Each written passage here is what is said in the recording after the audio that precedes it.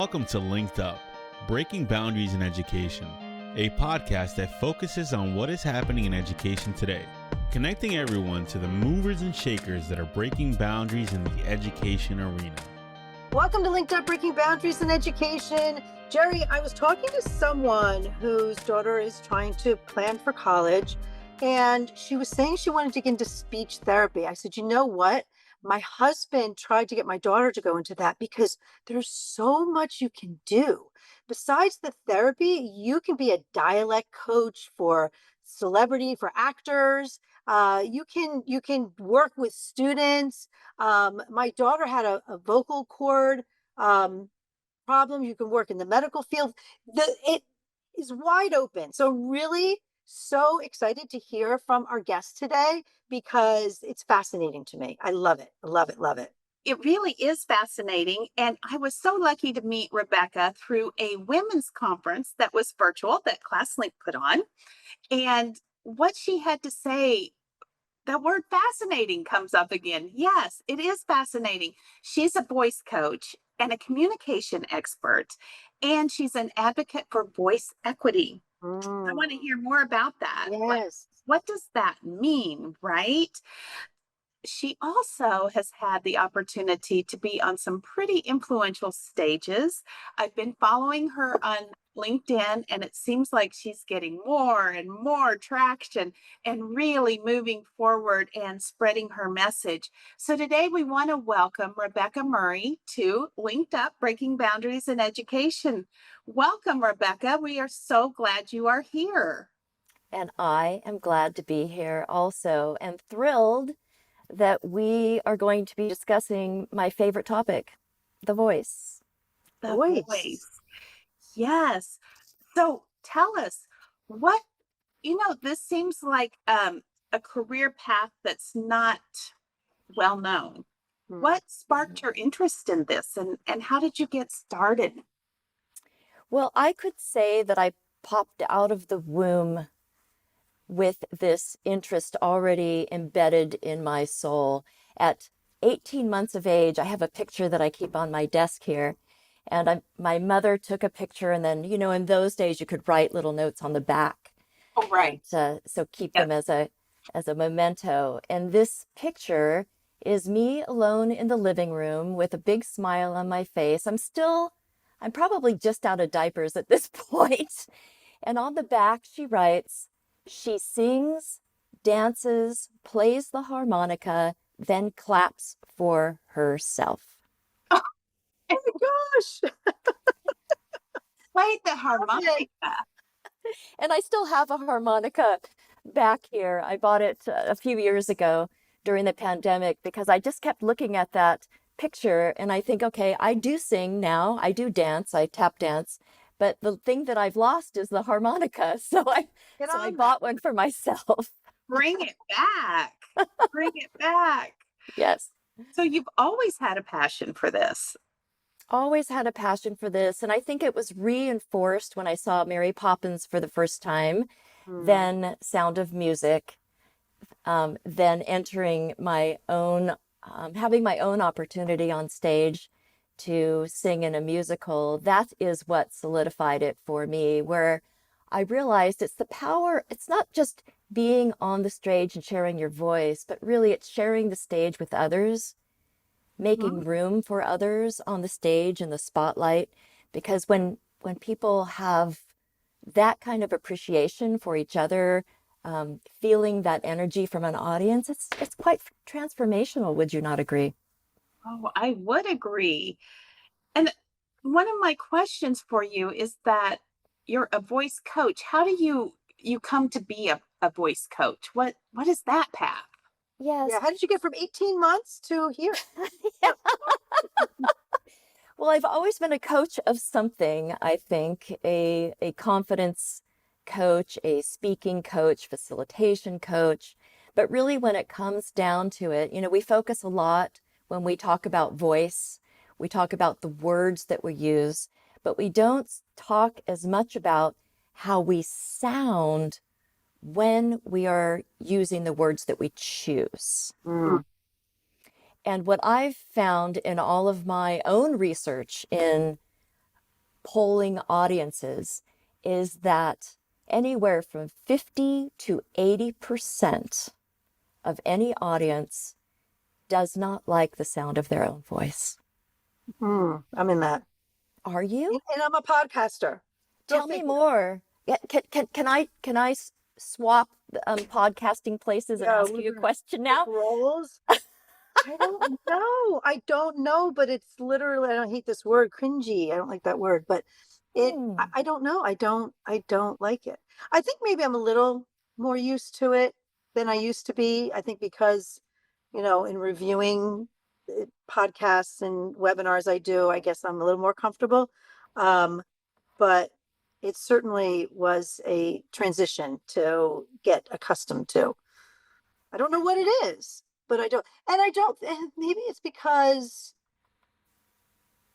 I don't know. And I am aware of other people's voices. I am aware of their tone, their softness, their sweetness. And I don't think I have any of that. You know, So, can I just say that I think you have a very sexy voice. oh, She does. Doesn't good. she? I would agree. It's very Okay. sexy. All right. I'm going to Yeah. take that and I'm going to analyze it and figure out why. All right. Good. It has a bit of that huskiness to it. Yes, I do have that. I love that. I love that, and some gravitas. Okay.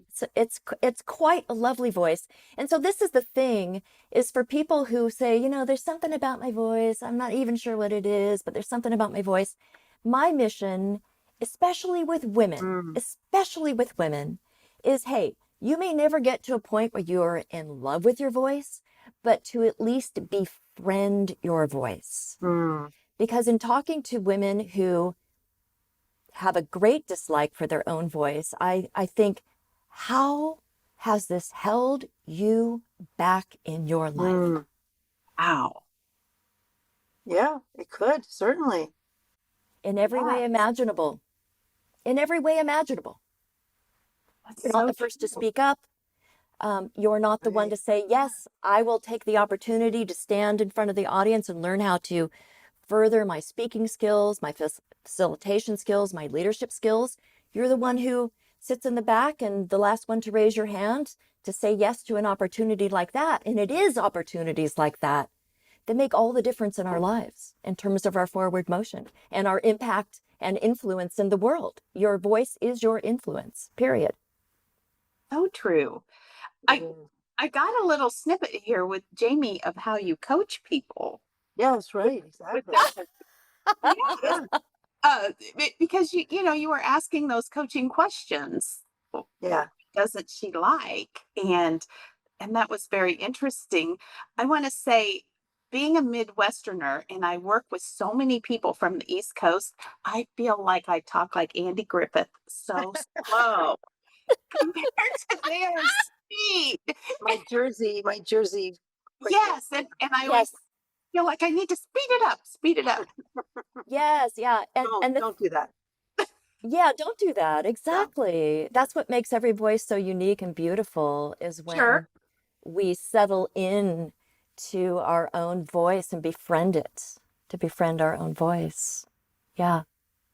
And you're able to think better, I think, when I have learned by doing different speaking things and webinars and podcasts, the importance of the pause, the importance of that moment, because sometimes it gives impact for what you're saying.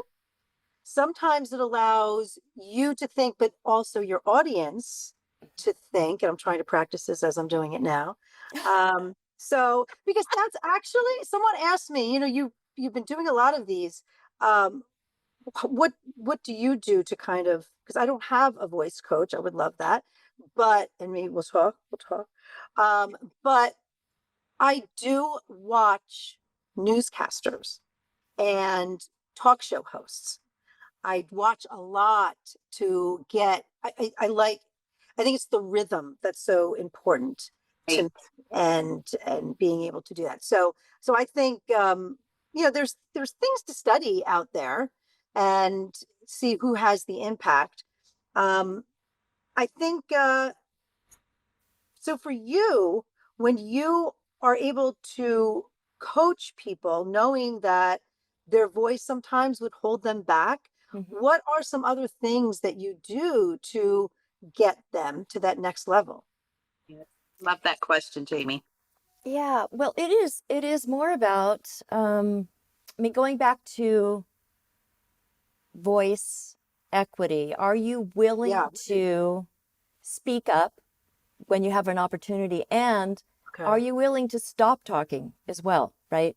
That's Mm, it's all about making room for voices in the room. So that's mhm. sort of the ground level, maybe, is this um, belief in yourself that yes, you can add value, but also making room for others that have value. And I do want to tap back to the coastal differences in the Mm, US just for a second, because Jerry, you said something about your own voice, the Andy Griffith voice, as if you were mm, um, like that wasn't a compliment to like not yourself. proud of it. Yeah. Right. Yes, yes, yes.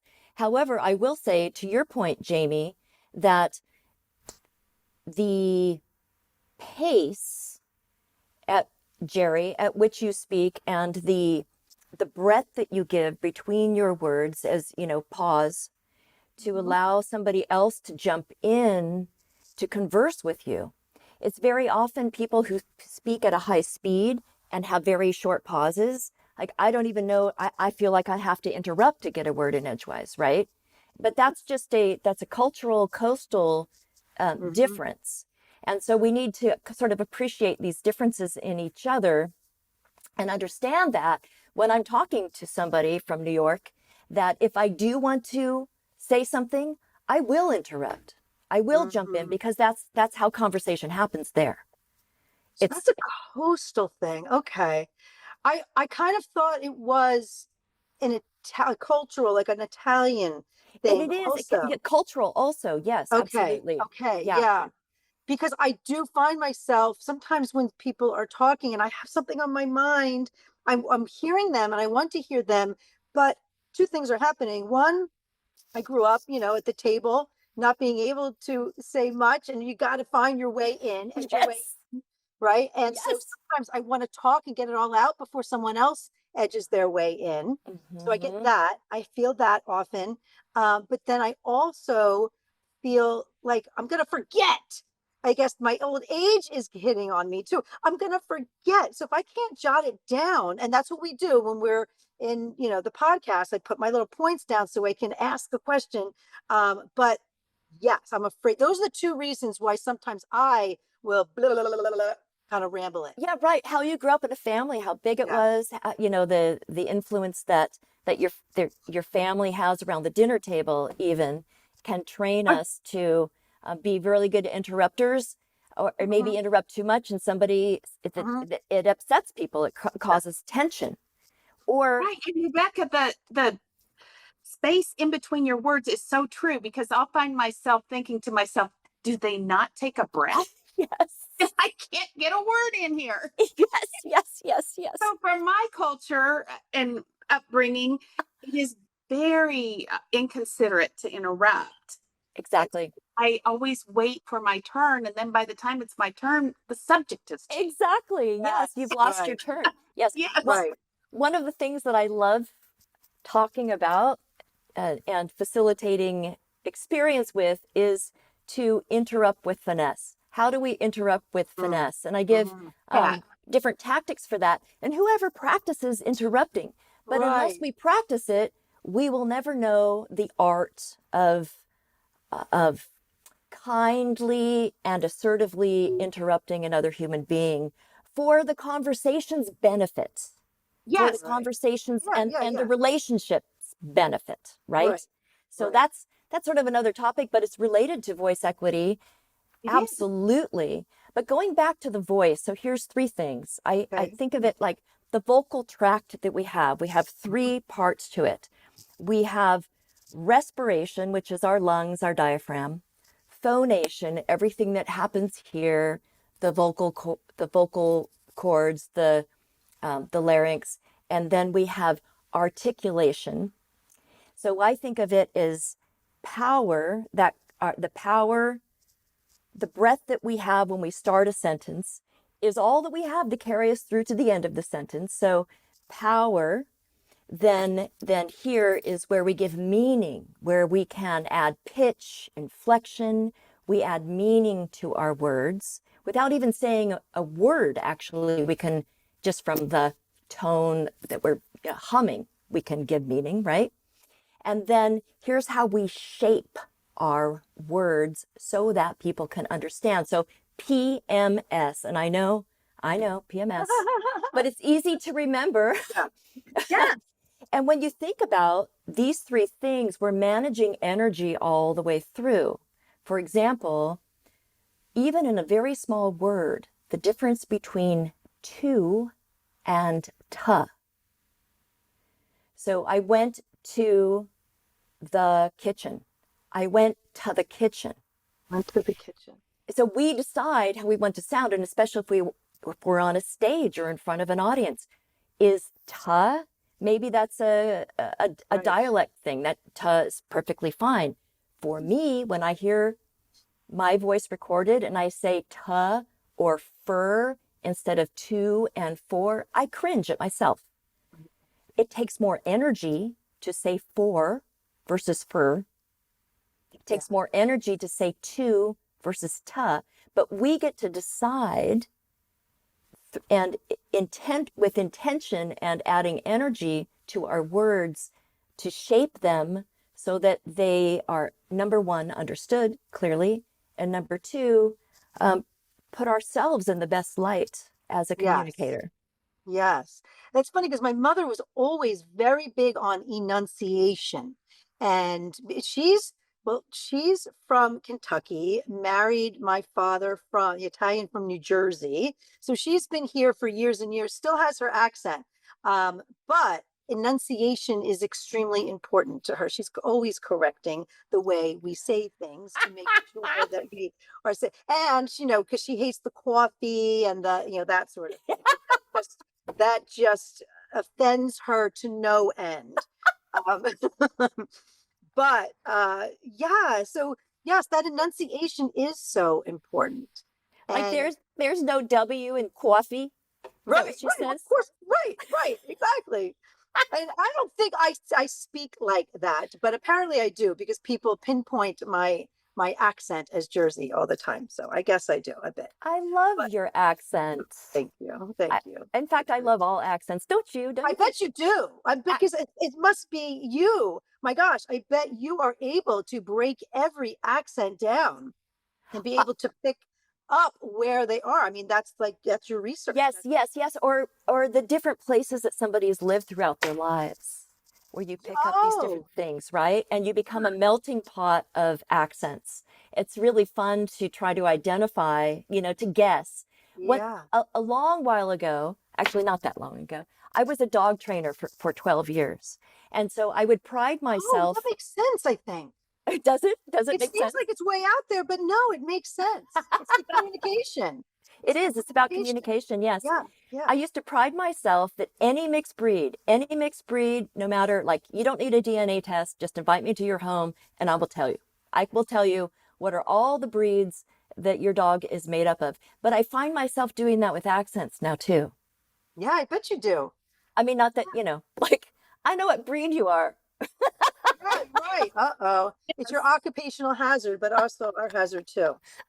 You have the lens into all of our lives. The past. Yes. Yes. That's so amazing. So you talk about voice equity, and I guess in my mind, I'm thinking that it's using your voice to share your voice, right? So it's the actual physical voice, but now you're using it to actually be able to share to the world and speak your passions. And that's two different things and not easy to do. And I guess that's where the confidence building that you mentioned earlier comes in, because you can't have one without the other. That's right.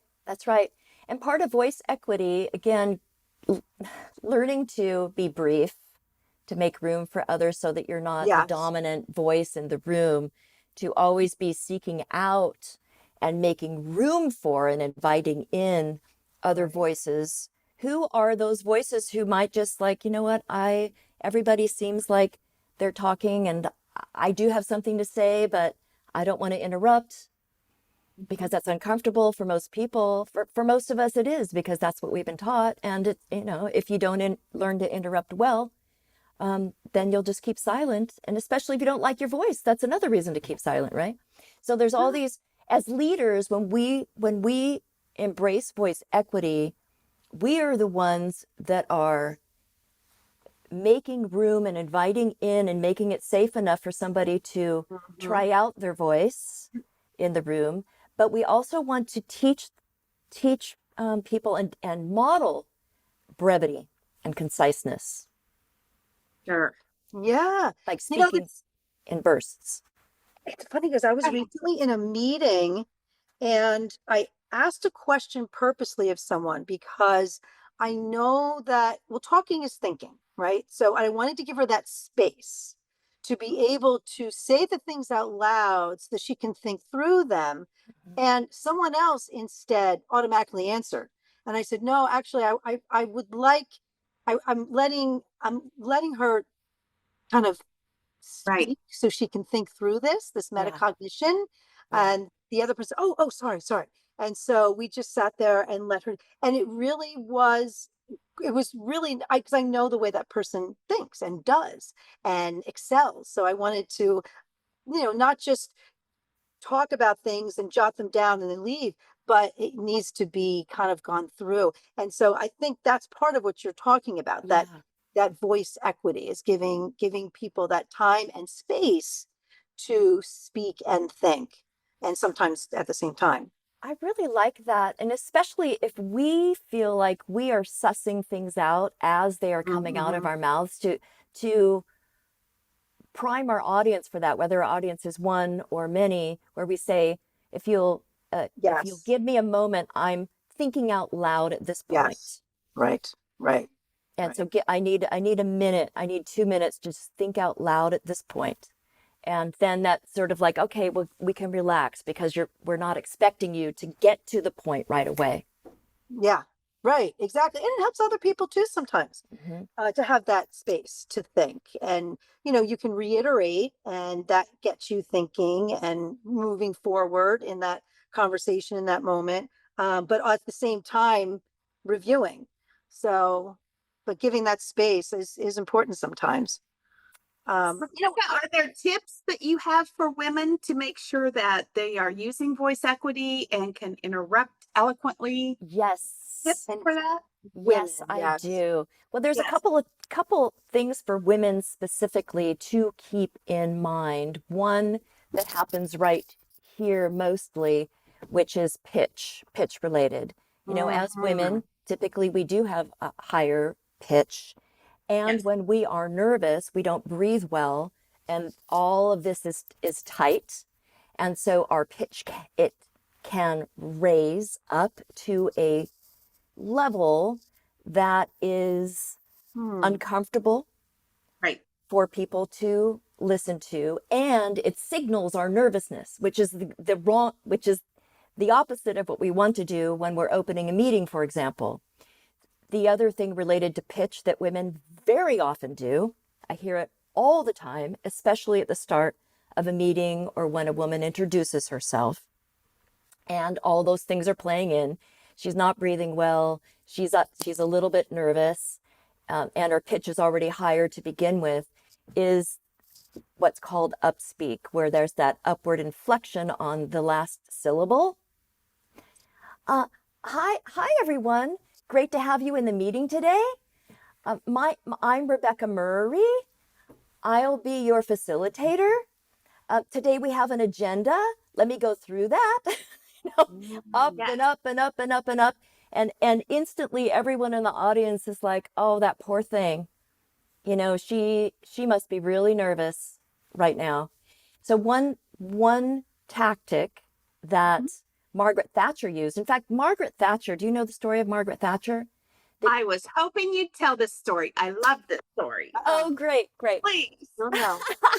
So Margaret Thatcher entered into the political scene in England in her 30s when she was a young mother.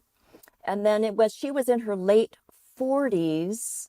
She was speaking on the Commons floor, the House of Commons floor, where you have to raise your voice to be heard. Now, she was one of 17 women out of 435 political representatives. Can't think of the proper term right now. House of Commons representatives.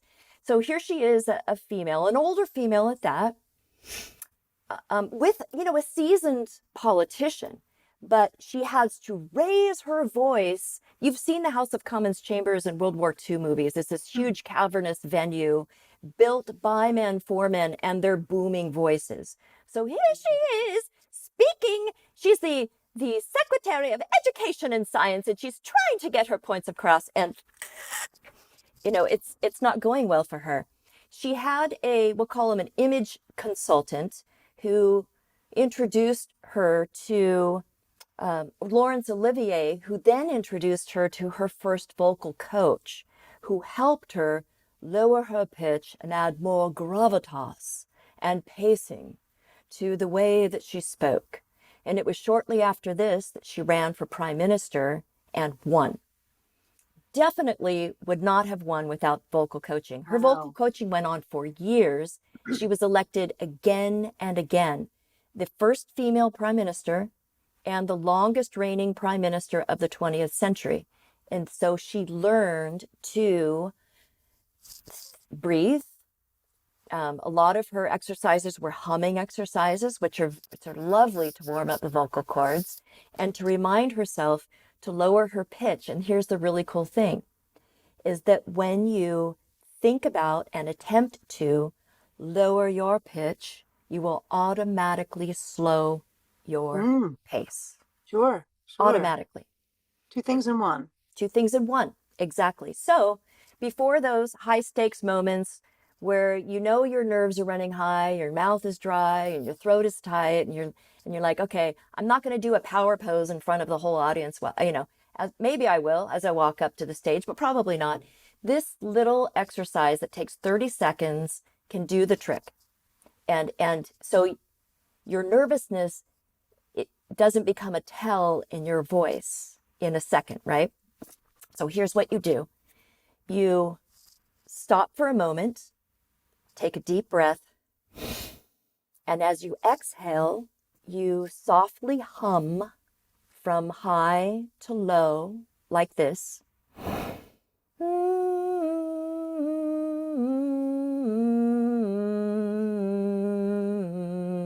And you sort of dial in that credible sweet spot, that's comfortable for you in that lower register, and transition to your opening line. You say your opening line aloud. Then you get up there, you do it in front of everybody.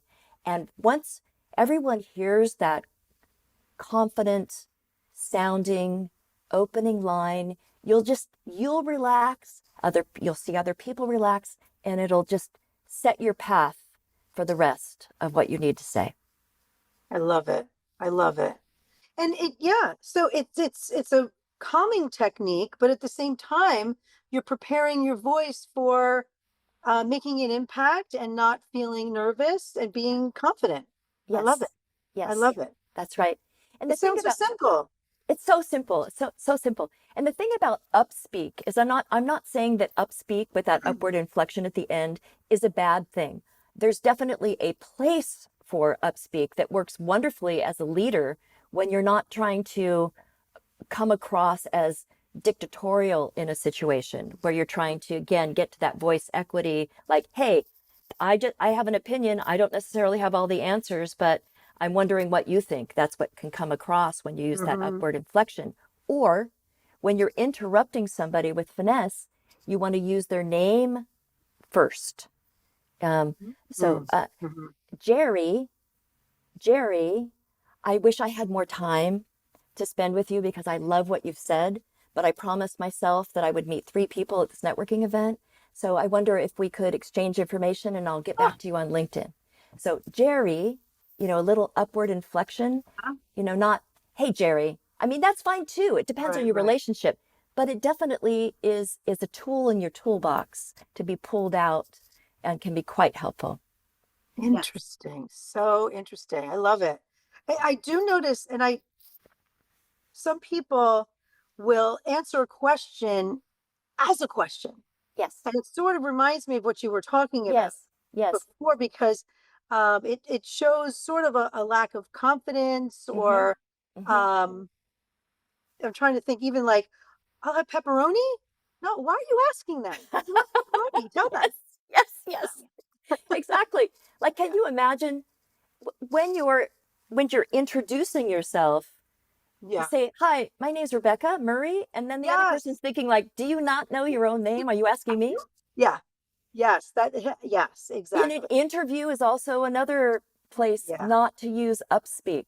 Right. To your point of the pepperoni, Yeah. Yes. when you answer a question, it Right. should sound like an answer. Yes. Yes. Exactly. It reminds me of the same thing as you. So I think there's a connection between those two, because when you're asking the question, you do have that upspeak that's going Right. when That's you're right. answering the question with a question. Yeah. That's right. Yeah. Yeah. And especially for women who tend to upspeak more, people pay more attention to it. When a man does upspeak, it's almost like charming. Oh yeah. But when a woman does it, we're like, are you okay? Yeah. It's So funny. true. It's so true. It's so true. However, can I say one more thing? This depends on and what part of the country you're from. So if you're from Oh. India or Ireland, where upspeak is part of your dialect, Mm. right? So I coached a young man who from India. He was very successful as a leader in India, 15 years in this tech company, moved here, could not get a second interview to save his life. And during our first session, I'm just listening and listening and listening. And at the end, I shared with him that every question that I asked, you answered with that upward inflection. Now that is how he speaks in Culturally, yeah. culturally, yes. And so we practiced just the downward inflection, because you're applying for leadership jobs. Right. And once you get that leadership job, that upward inflection, believe me, it will work in your favor. It totally will. But being hired as a leader, it doesn't sound confident. Right. Right. Time and a place. Time and a place. Time and a place. Yeah. How hard is it for people to change those kinds of things? Is Not that long. True. really? Yeah. No, not long. And what the person needs to do, I have them record themselves as often as possible Mhm. and listen back with Yes. that objective brain. And what it's for me in terms of like coaching myself to say for instead of fur. Mm-hmm. When I hear it in a recording and I go, it helps train me not to do it the next time, or being more mindful. Being Sure. mindful. Right. Yeah. Yeah. Because you don't notice it until you actually are mindfully listening for it. Mhm. So that it's in your brain at that point, and now Yes. you're more aware. So Yes. yeah, And I guess I can and see how that would make the change. and he is very gainfully employed now. And it's not just because of this. Woohoo! This is like one thing. He was so smart in reaching out to a number of different mentors for various reasons. Like, how come nobody's giving me a second interview? Yeah. And Yeah. and now has the leadership position of his dreams here in the U.S. I love all these practical strategies. I think it's so great. And you alluded to this earlier. I don't know if everyone can see, but I don't think so, but next to your name, you have edutainer. Tell us a little bit about the range. Besides, I know you were a dog trainer, but beyond that, and I know you played harmonica when you were 18 months old, but tell us a little bit more about how you are an edutainer. Well, going back to that, in fact, I wonder if this will show up here. Okay, Going back to this yes. picture Here she is. with the writing on the back of my mom's. I've always been an entertainer and never made it to Hollywood, never made it to Broadway. Although, that was always a dream in the back of my head that someday I would be on a big stage. But what I decided was, I make my own Hollywood. We each make our own form of Hollywood, those of us who put ourselves out there, right? And which can be just as fun and enriching and maybe more pleasurable because you actually have a life than Yeah. being a Hollywood movie star. Yeah. And so I just pull in these little, characters, sketch comedy, singing. As an MC, I often write and perform a parody song that's on theme for my events. I have one coming up this weekend that is, we've changed the words to Popular, that song by Wicked. Yeah. It might Yeah. be popular. We've Yeah. changed all the words, so we'll be doing a big thing. And again, I often invite other people to be part of that experience for the audience, either, have them as backup dancers or singing alongside, just get to lift the entire audience. They're like, oh my gosh, I know her, I know him. And it just, like we can all be stars and share the spotlight together. Yeah. Love that. I love that. I really do. And I love how you pull it in. You are very self-aware. You know your talents, you know what you can do, and so you utilize them in all shapes and forms. I love it. Pull it all together. Pull the Perfect. thread for your life. That's right. And talking about that thread, I Yeah. want to thread back into education. Is there anything that teachers can do to make sure that voice equity is happening in a classroom? I love that. Boy, that is. And are you talking about a particular age of middle school, high school, at any Middle school, age? because that's a tough age. That is a tough age. Okay, my Yeah. first experience with this in middle school is I have partnered with the Boys and Girls Club here in town for Nice. many years. During the pandemic, I published a children's book that it was a story that I wrote in the 5th grade, and then found it, and I thought, okay, if I change the punctuation and the misspellings, this is such a great story. I found an artist, we published the book. But as I read it, I realized this was a great play. Like if this were put on, it's very simple. We have a hippopotamus, a bird, another bird, and then sort of a narrator. I reached out to the Boys and Girls Club and I said, I pitched this idea of putting on a play during COVID. What they did was they hand selected a group of kids that did not get along. One of the girls was known sort of as a bully. The boy was extremely shy, somebody who would get picked on a lot, and then 2 other kids. Now they didn't tell me this till almost 3/4 of the way through, that they had handpicked the kids for this reason, to work together. And what happened was the bully turned into the mentor. She's now giving these like coaching and supportive comments to all the kids, like, that was really good, you did really great. We put on this show for the school. We had to do it with Zoom and all kinds of crazy things. And then I gave them some facilitation responsibilities. What has happened in those kids' lives since then has been remarkable. One of the girls is now the Junior Youth of the Year. I see her everywhere. She's in front of a microphone, in front of big audiences. It's absolutely amazing. And so these opportunities that we can create for kids to be in front of other kids, use their voice, and then this massive appreciation. Right. I think that really, I don't know if that answered your question, but that's the one example that I have. Sure, building that confidence. Yes. Yeah. Yes. And everybody, because once she had her confidence, she was able to share that with others. I was just reading some research about even how collaboration builds empathy. And I see a lot of that happening in there as well. And Okay. so she kind of turned that.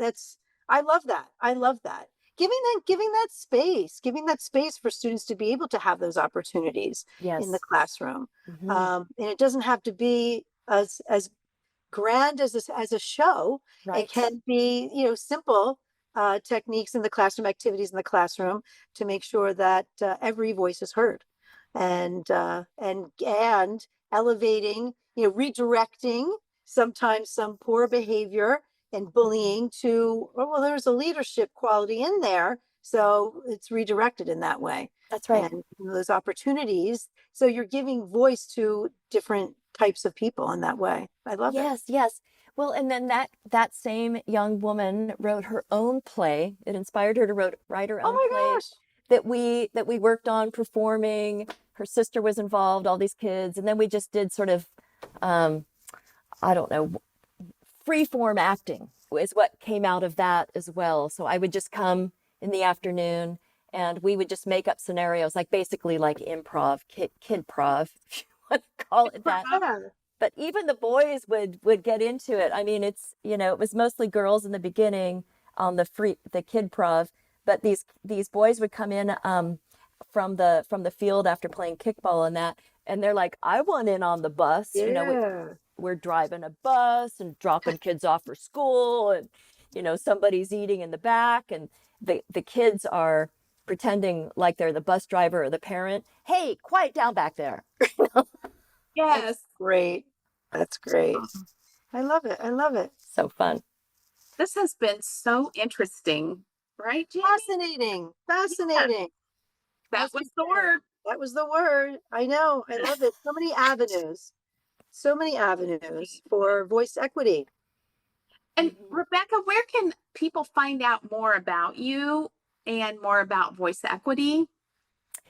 If they visit my website, Rebecca P, there's a P in the middle to differentiate me from all the other Rebecca Murrays in the world, Rebecca P Murray .com or showcaseyourshine.com. Love that. Oh, love that. And I just followed you on LinkedIn, so yay. Don't decline me. I will gladly connect. Because we're friends now. Okay, good. Yes. All right, yes, good. Yay. I think people are going to want to know more after today. I agree. So fascinating, I'm as looking we forward to said. following you.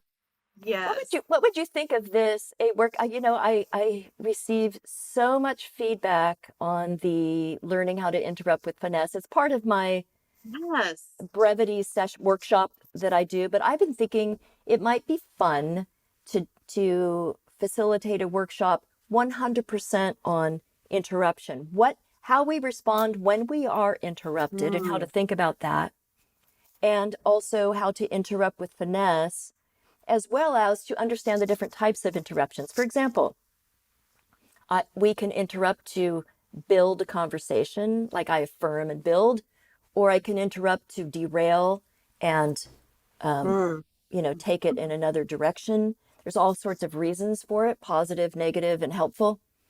What would you think about a workshop on that and practice these kinds of things? Brilliant. Brilliant. And I think for women especially, I don't know why. It's true. It's true. That's where my mind goes. Me too, Jerry. Yes. I agree. Yes. Because in a mixed audience or mixed boardroom, let's say, women are more often interrupted. Yes.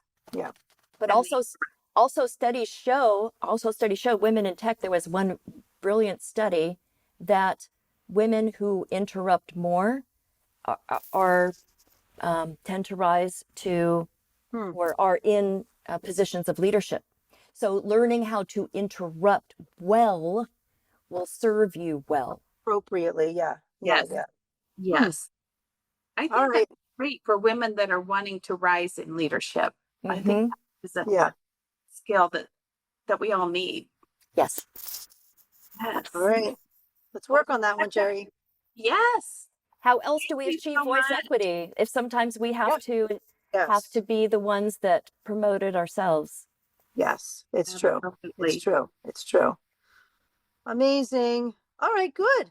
I think I'm happy that I've had you on the podcast, obviously, but also that I'll stay connected through LinkedIn.